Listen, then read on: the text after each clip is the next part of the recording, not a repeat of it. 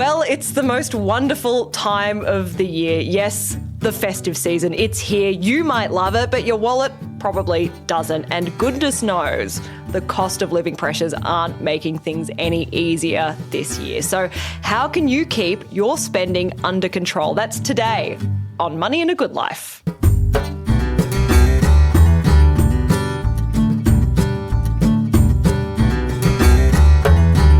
My name's Stephanie Coombs and I'm joined with the very festive Ryan Watson. Hey, Ryan. Hi, Steph. How are you? I kind of feel like we should be wearing like a Christmas hat or something. Yeah, or a Christmas T-shirt. Have some tinsel. Put some tinsel on the fern. Maybe it's budget cuts on the podcast. Who knows? Maybe we're getting into the feeling.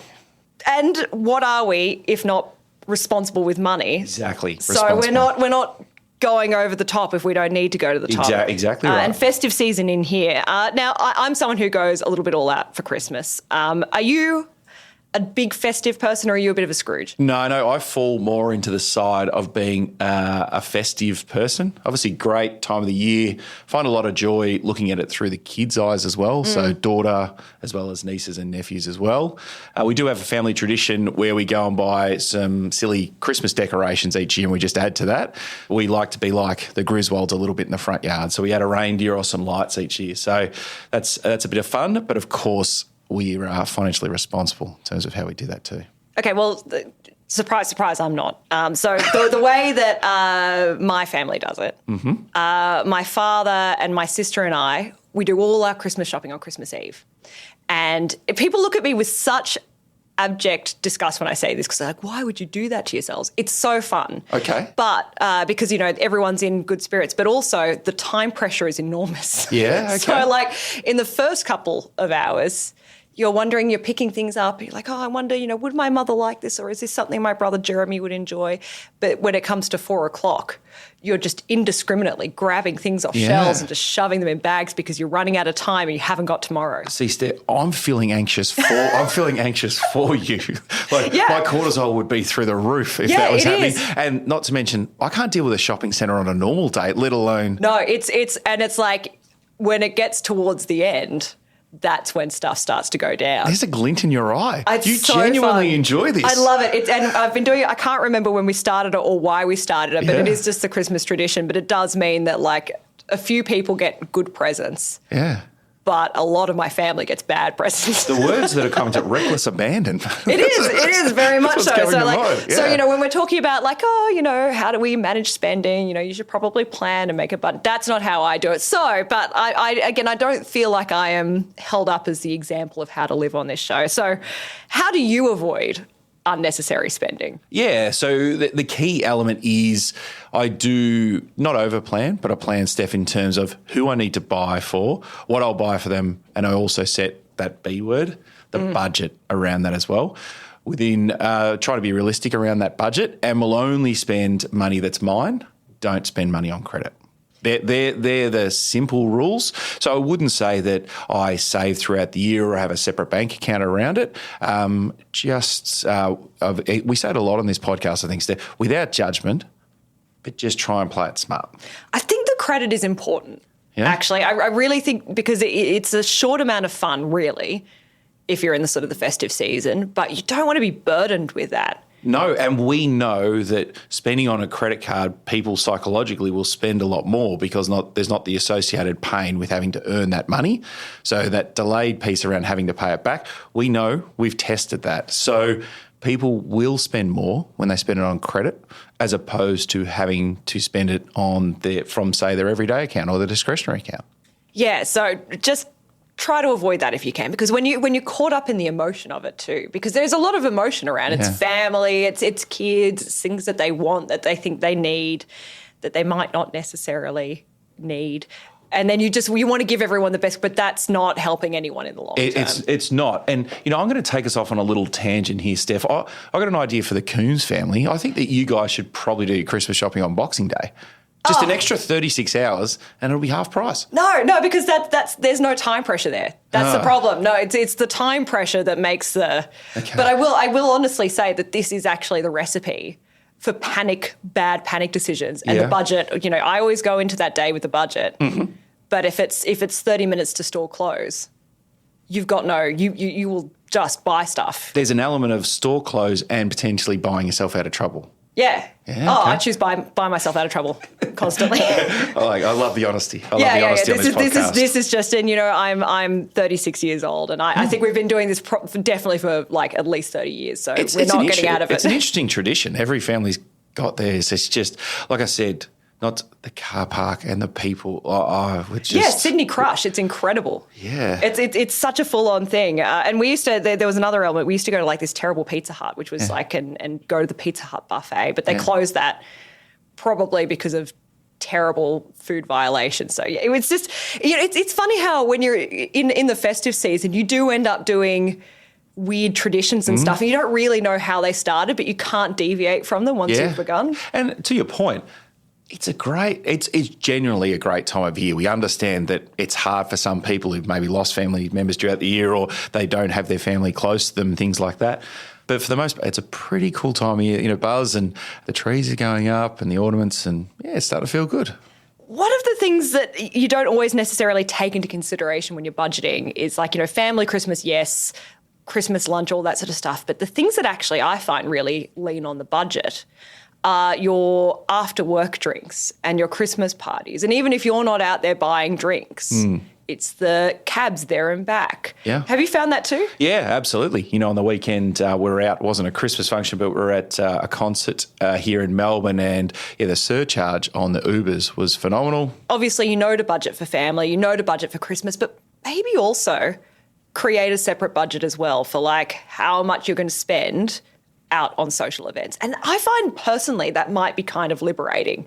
You don't have to tell them that, I'm not going out because I don't want to buy the Uber. But if you've got a finite amount of money, you can actually turn stuff down and feel good about it. Or I'm not going to get a cab there, I'm just going to drive, and then I can leave early and feel good the next day. We've had conversations on this podcast before around trade-offs. So what I'm hearing from you in terms of financials, it sounds very empowering. The opportunity is to set realistic expectations for yourself and then live to them as well, knowing that you've got some short, medium and long-term goals. And imagine if we got more comfortable with sharing this with our mates, because we're not alone, and a lot of people will be, maybe going through the same financial trials and tribulations. So it's probably a load off someone else. Oh, I was thinking the same thing too. Why don't we carpool? Or we're going to 2 Christmas parties, one this week and one next week. Why don't I drive this one? Why don't you drive that one?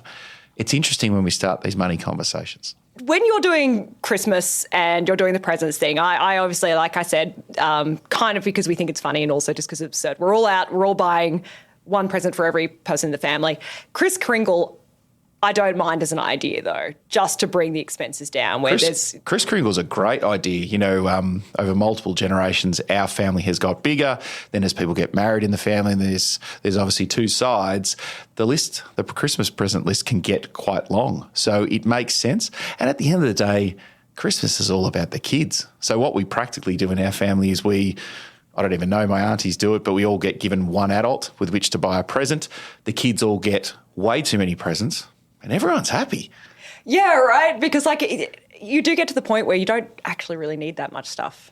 No, less is more. Yeah, and I think that if you have someone, just one person to buy for, you can be a bit more sort of thoughtful about it and a little bit more intentional. I think the intentional thing is quite important. And in terms of doing, like our family, Kris Kringle as well, they set a budget, which is great. So it's realistic. Invariably, far more money gets spent on the kids, but they're happy for that too. Yeah, that's perfect. It's always bad though. There is usually one person in the family who's just bad at buying presents. Yeah.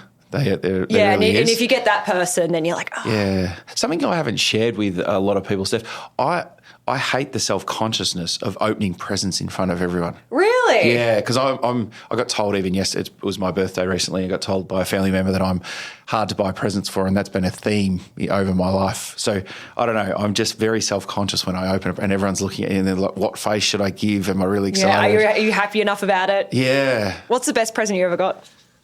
Geez, that's a good question. Yeah, and don't get it wrong because you'll offend someone. I know. What I'm trying to do, Steph, is think of all the presents my wife's bought me over the journey and just go into a safe place. Yeah. Questions without notice. Yeah, can we come back to that? Yeah, we'll come back. Thanks. I think... Shit, Steph. Yeah, I know, yeah, careful. Hey, Liana, can you get on the phone? Yeah, exactly, yeah. Liana, our producer on the sidelines, sending some text messages out to Ryan's wife. I think that it's true. You remember the presents that you got as a kid the most? Like if you got that toy that you were really sort of excited about, that's kind of the stuff that you recall. But and to your point, and it's not just to give you I think that is the thing around presents. It was as a kid, and it has to fall in the realm of bike, doesn't it? You know, I remember it was probably 8. You woke up Christmas morning, you got a bike, your sister got a bike, and all the other bloody kids in the street got a bike as well. So all you do is ride around in your pajamas. That, like I'm even getting a bit tingles now. That was bliss. That's great. Yeah. That was cool. I'm a bit of a video game person. Okay. So when you got like the PlayStation that you have to share with your siblings, and you know it's going to be a fight at some point. Oh, yeah. But for the short time, we're all just like, you know, the parents are off getting boozed. Yeah. And you're playing Street Fighter until your hands are like bleeding. That's great. Too much food, too much booze, sleeping in the afternoon. Yeah, perfect. The adults. Perfect. Yeah, exactly. Sleeping in the afternoon. Whereas the kids just want to go to the park on their new bikes. And there's always an uncle that will do the right thing. Yeah. Yeah. Is that going to be you? No, I'm okay with that. I'm pretty good. Especially now we've graduated to like motorbikes. So we can take them to the paddock and that's good fun. Yeah. The other expensive thing that can happen around about this time of year is like family holidays. Because when you're trying to go away during school holidays, the costs are much higher. Do you try and get away at a different time to everyone else? Are you taking the daughter out outside of the school term? Yeah, we are. We're actually, we were going to start our renovation in January next year, but we've put that off for 12 months as much as for personal as well as financial reasons. So that's left us now, you know, a couple of months out from Christmas, looking at what we do on the holidays. We've just got to make decisions. I think smart financial decisions. I think we'll try and avoid airports if we can. Obviously, you know, we're based in Melbourne, so maybe do a driving holiday. And then the key thing around that will be accommodation. Like even for us, if we were to go away for a couple of weeks, we've got 2 dogs and a cat. I've, you know, the bills associated with that as well. So it's smart. So what I would say if you're not in our current situation is plan for the longer term, you know, ideally 6, 9, 12 months in advance. If you've got family and friends, so travelling with, so there's a bit of economies of scale in that, and even planning around things like if people can look after your pets. So they go away, you look after theirs.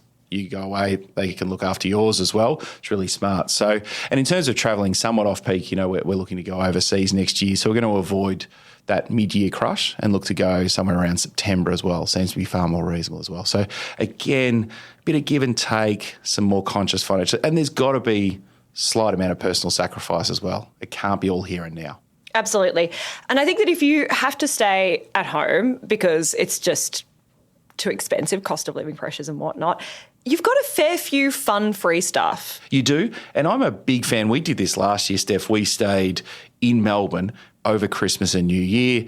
A lot of people leave. It's easy to get around. There are still a lot of things open. As you said, there's a lot of cheap or free amenities as well. If the weather plays ball, really good place to be. Yeah, and like go see the Christmas lights. Like go actually take some time out, go see some carols or whatever. I live in Bondi. Mm-hmm. Just go to the beach because that's where everyone is. It's really hard getting around Bondi during the Christmas season, but it's also it's lovely because you're right. Everyone's in a good mood. Everyone's happy. Yeah, and like I said, if the weather plays, just getting out and about. You know, the best things in life are right. So try them. If you're listening to this podcast soon after it's dropped, it's probably too late to be budgeting for Christmas. You know, you have a budget, but you haven't been able to prepare much in advance. But maybe for next year as well, like if you are someone who is hyper-organised, if you know there's a big expensive month coming up, plan for it. You know, your February and your March is probably not going to be as expensive as your November, December, correct? Mm-hmm. And just scale your money and maybe put a bit aside. Yeah, exactly. Do you have clients who do that? Yeah, absolutely. And, the hard thing sometimes when it comes to money, there's a lot of emotion attached to that. So, people ask us, when's the best time to start? And the first answer within reason would be yesterday. The second best time is to start today, start early and start small. It's almost like, what would your future self in 6 or 12 months' time want you to do today? As simple as it sounds like, just writing it down. So whether that's financial or nutrition or, weight loss, whatever, what would your future self want you to do today, or the decisions you'd start to make? And start just trying to do that each day. Harder than it sounds, when lost or when unsure, start in that direction. We're also coming up to a point of the year where people like to make New Year's resolutions. And I'm sure you get a lot of people straight off the New Year's resolution train, right? Yeah. You don't have to wait for a new year to change your life, but it's not a bad time. It's not a bad time, but we're really big this year in particular about why do tomorrow what you can do today. So we're seeing a lot of people, metaphorically, pick up the phone or inquire via email around, how do I start now? How do I have that get to know you phone call now, or take a discovery appointment late November or early December, whenever it is, and therefore start the new calendar year with some really positive momentum. It's amazing with some understanding and a bit of a plan and some structure, how much momentum you can build in a short period of time. I also feel sometimes like you start a New Year's resolution and there's a lot of pressure. In January, you're still not in a routine.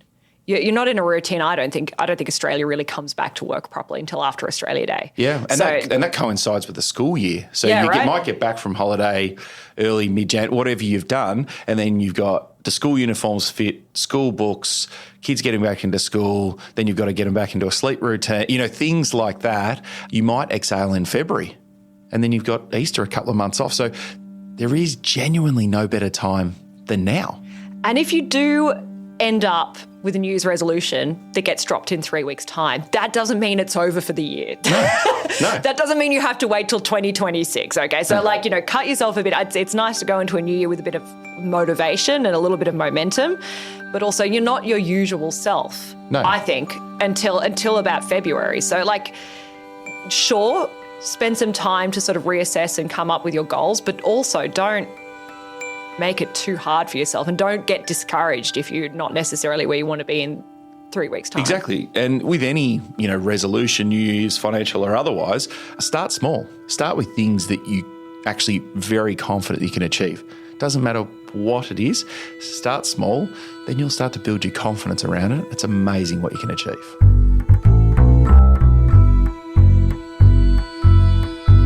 Thank you so much for those festive tips. Right, I hope you have a wonderful Christmas and New Year's. To you too, Steph. And now I will have that inbuilt anxiety on Christmas Eve with knowing that you'll be out shopping. Well, you're having a lovely time relaxing at home. I'm just indiscriminately grabbing stuff off shelves and shoving it across the counter and just ping, ping, ping. So we'll be back soon.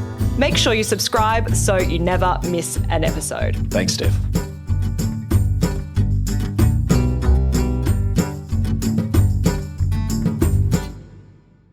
Advice given in this podcast is general in nature and is not intended to influence decisions about investing or financial products.